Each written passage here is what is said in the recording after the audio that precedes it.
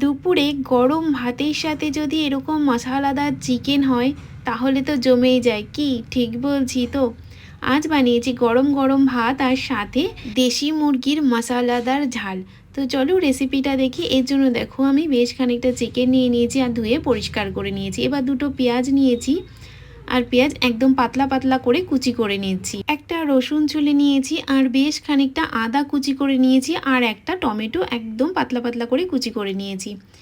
এবার কড়াইটা গরম বসিয়ে এর মধ্যে তেল দিয়ে গোটা গরম মশলা আর দুটো তেজপাতা দিয়ে ভালোভাবে হয়ে গেলে এবার কুচি করে রাখা পেঁয়াজ দিয়ে ভালো করে ভেজে নিচ্ছি। যতক্ষণে পেঁয়াজটা ভাজা হচ্ছে চলো এখানে একটা মশলা রেডি করে নিয়েছি। বেশ খানিকটা কাঁচা লঙ্কা নিয়েছি, রসুন কুচি, আদা কুচি, গোটা ধনিয়া আর জিরা নিয়েছি, দিয়ে ভালো করে মশলাটা পেস্ট করে নিলাম।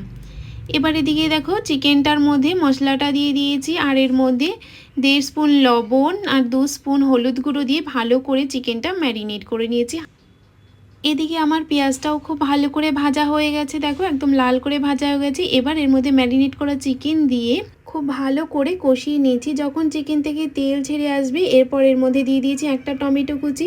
টমেটোটা দিয়েও বেশ খানিকক্ষণ এটা কষিয়ে নিয়েছি একদম। তারপরে দেখো এর মধ্যে পরিমাণ মতো জল দিয়ে ঢেকে কিছুক্ষণের জন্য কুক করে নিয়েছি। ঢাকনা খুলে সামান্য গরম মশলার গুঁড়ো দিয়ে আরও নেড়ে তারপরে ঢেকে কিছুক্ষণের জন্য গ্যাস অফ করে রেখে দিয়েছি। এরপর গরম গরম ভাতের সাথে এইভাবে কষা কষা চিকেনের ঝাল দুপুরের খাওয়াটা বেশ জমে গেছে। তোমাদের রেসিপি কেমন লাগলো অবশ্যই জানিও। টাটা।